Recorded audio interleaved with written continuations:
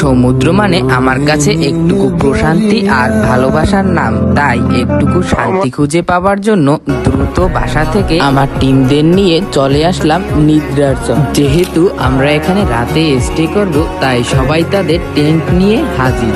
সবাই ব্যস্ত তাদের টেন্ট টানানো নিয়ে। রাতের বেলার দৃশ্যটি জাস্ট এমন ছিল, এক কাপ চা, পুবালি বাতাস আর বন্ধুদের সাথে আড্ডা ও গান বাজনায় ভরে উঠেছিল পুরো রাত। পরের দিন সকালটা শুরু হয় জাস্ট এইভাবে, জোরে বৃষ্টি আর সমুদ্রের পারে শীতল হাওয়া। বৃষ্টি শেষে সমুদ্রের পারে সৌন্দর্যটা যেন বেড়ে আরো দ্বিগুণ হয়ে।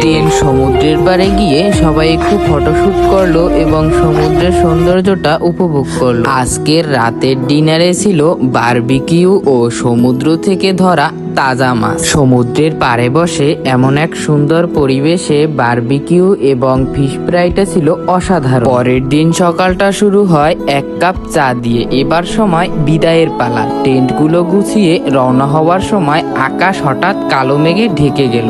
শুরু হয়ে গেল কালবৈশাখী ঝড়। অঝোরঝোরে বৃষ্টি, বাতাস আর পুরো রাস্তাঘাট যেন পুরো কাদা কাদা হয়ে গেল। আমরা এই বৃষ্টিতে ভিজতে ভিজতে রওনা হলাম আমাদের বাসার উদ্দেশ্যে।